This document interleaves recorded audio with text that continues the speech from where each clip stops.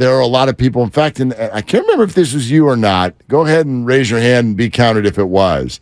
But there was a comment made on our show last week that Brock Purdy already is who he's going to be. Was that you? I didn't say that. I What said did you he's say? closer to being the quarterback that he's going to be than Trey Lance is. In other words, Brock Purdy to me is closer to his ceiling than Trey Lance is to his ceiling. That's what I said.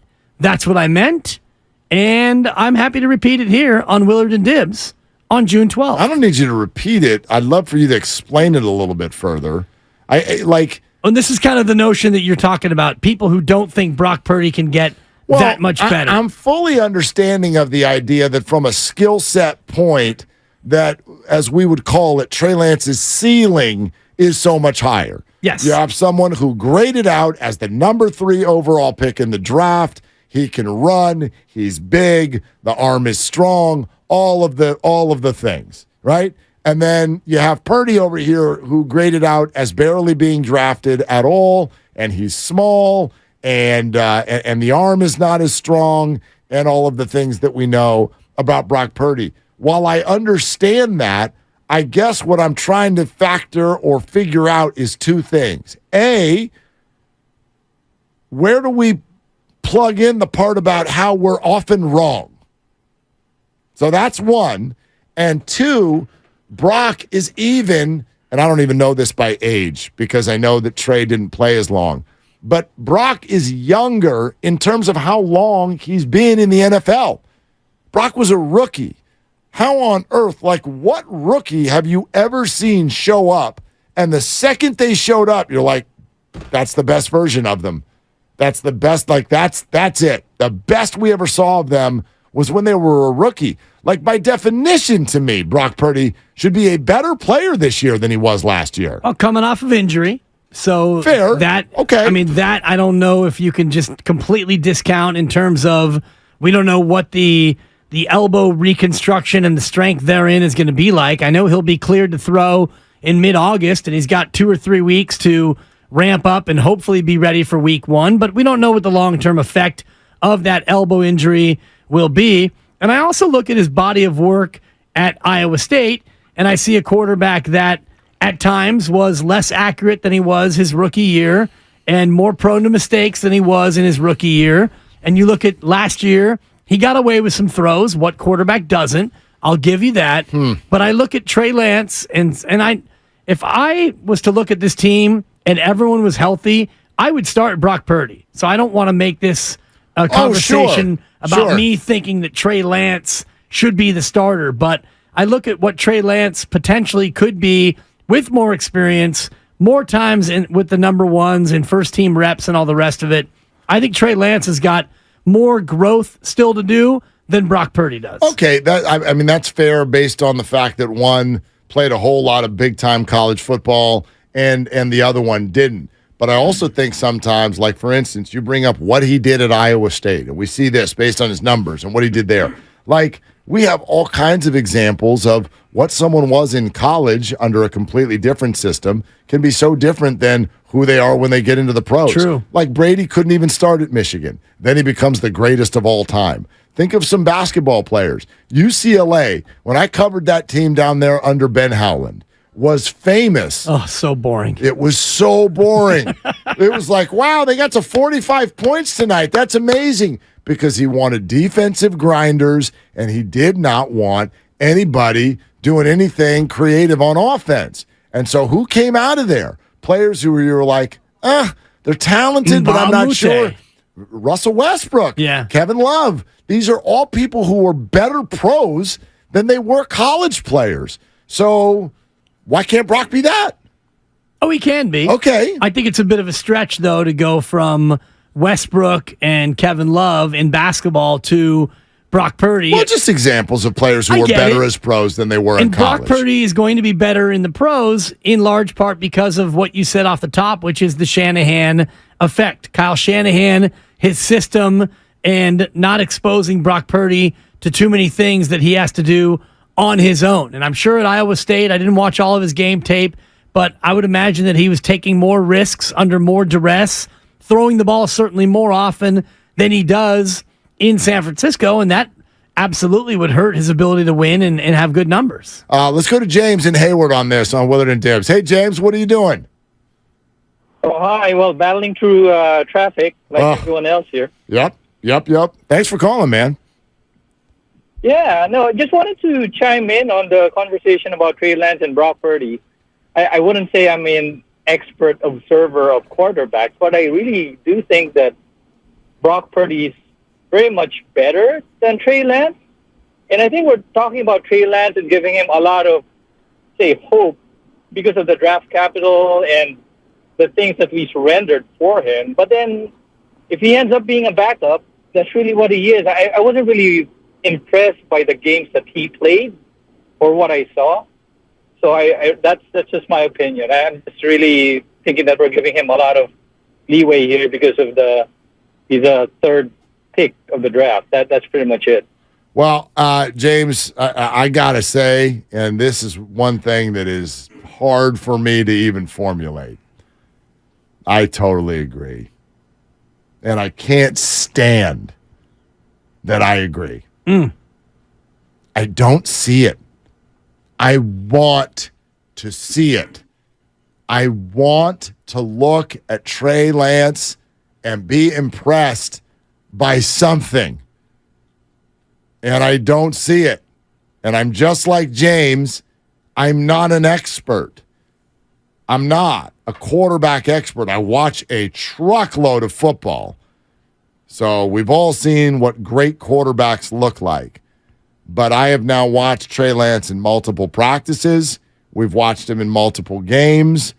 I sat down on my couch and watched his entire pro day, and I loved that. But I admit that I was trying to convince myself of something because I think pro days are a complete waste of time. Agreed.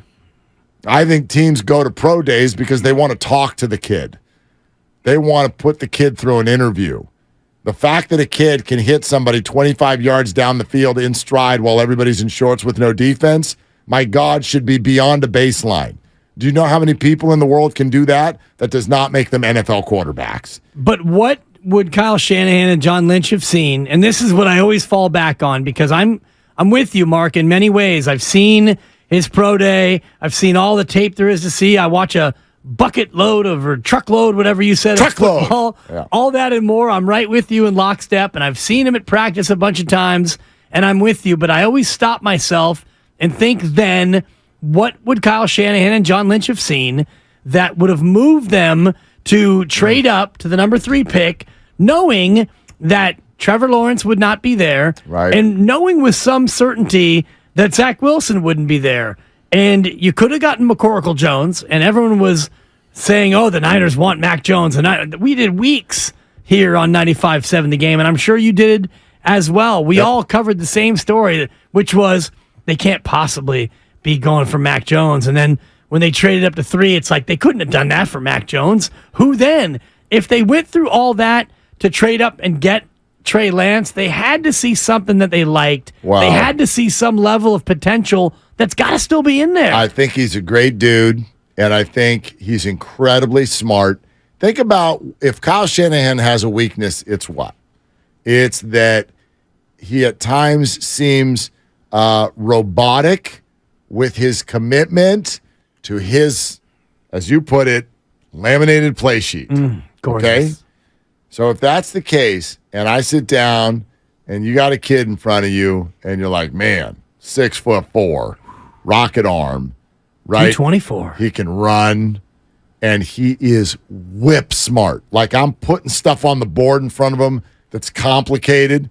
That playbook is known to be complicated, and I'm putting it on the board, and he's nailing the test.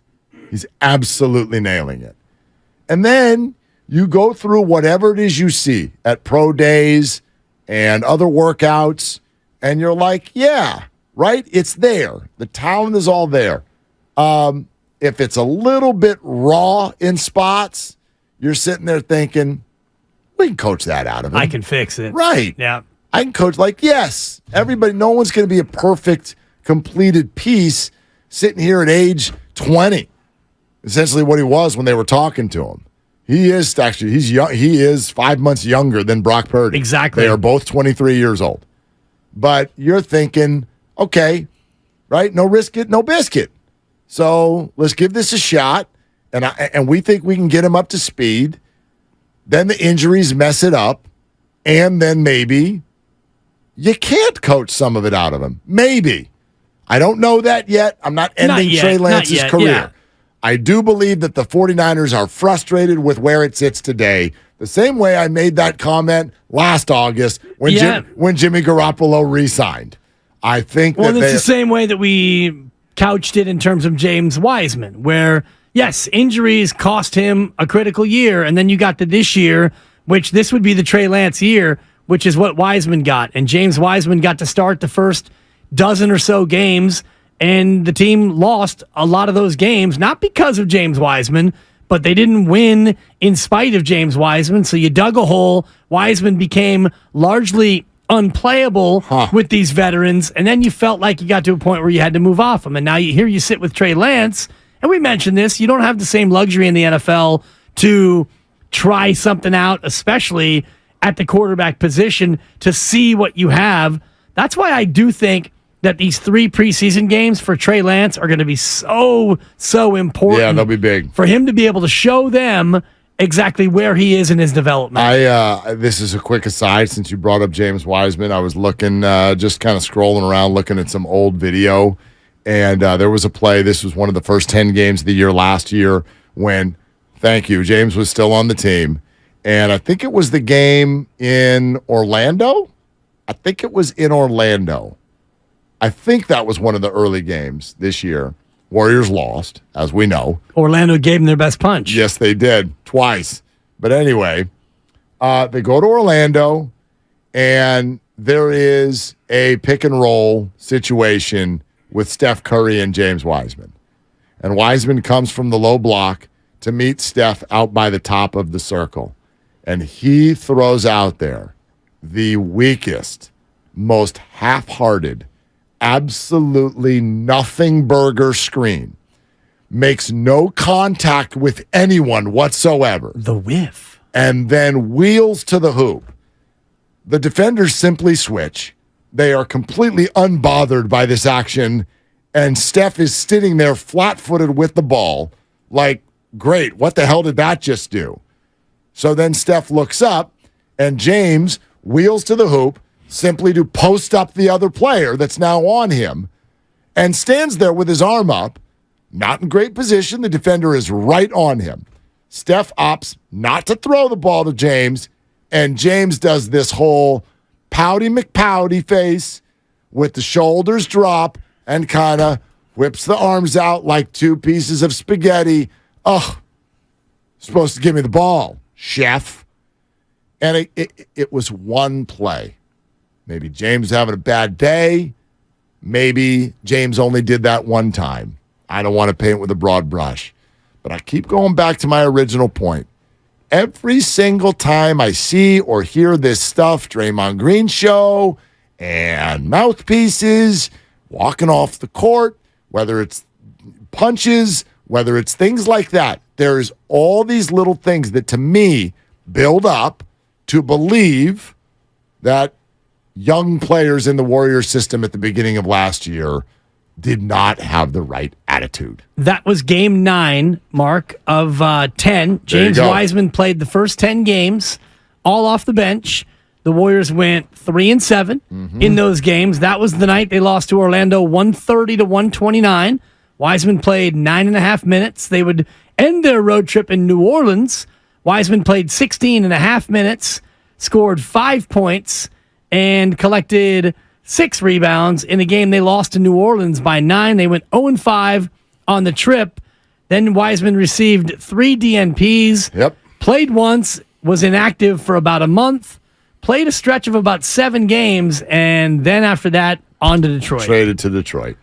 So that's, and I'm just saying, again, it was one video. No, but it's more than just one video because if you look at the start of that season, if Trey Lance comes out and had, if Brock Purdy's not ready, let's just say Brock, I need till week 3. Trey Lance comes out and plays like James Wiseman did at the start of his Warriors season, the Niners are 0-2. Trey Lance has thrown 5 picks and thrown 1 touchdown, and he's been taken out of at least one of those games for Sam Darnold. The one thing I do know about Trey, though, and we're learning and we're putting pieces together with these Warriors youngsters. Yeah. Right? James Wiseman's now in Detroit. Kuminga's at the Chronicle, and Jordan Poole is over here, not letting Draymond talk to him on the bench. The one thing I'll say about Trey Lance, whenever we draw a line, is Trey will not do that. That I have the utmost confidence. Trey Lance will not pout. Trey Lance, that head is screwed on straight. I don't know if his footballs are straight. I know his head is. Yeah. That I know. In so football, that I give you can't really do that in football. It's true.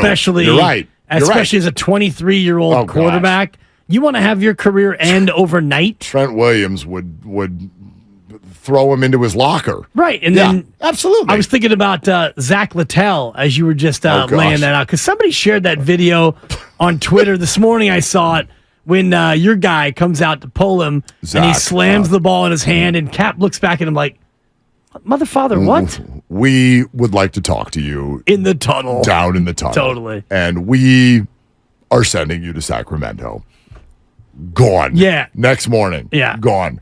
I love that the Giants were like, yeah, it had nothing to do with last night. No, of course not. No, he's never coming here ever again. And He's so stubborn. If Trey Lance was to do something, if Trey Lance was to pout or do something of that ilk, John Lynch would probably act equally swiftly in terms of making a move. Hey, Greg and San Mateo, you're on Willard and Dibs. What are you doing, Greg? Hey, how's it going, guys? I was just thinking quarterback stories from the past, and I had an experience where I went to college at University of Alabama, Crimson Tide, back in the 70s. And there was a guy named Stedman Shealy, and I remember they would have the Sunday morning interviews with Bear Bryant, the coach at the time, who was like a Nick Saban, 6 championships, et cetera. And scene. And he said, "Oh, there you are." Yep. Yeah, go ahead, Greg. We lost you for a sec. Bring it home. Oh, got it now. There was an interview where he talked about a guy who was named Stedman Shealy, and he looked like Brock Purdy to me. When I saw Brock Purdy first make his introduction, I said, "Oh, wow, there was a guy at Alabama that reminds me of this guy." 28-game win streak from 76 to 79 back in the day when they played in the Wishbone. But I said, the one thing about Purdy that reminds me of Stedman Shealy is he doesn't do anything but win. Well, and do remember that we used to say the same thing about Jimmy Garoppolo, and it was true. I just think, the argument, well, he's a concoction of Kyle's program. Well, he's in Kyle's program. So if he is, that's fine, because that has not been true with necessarily everyone.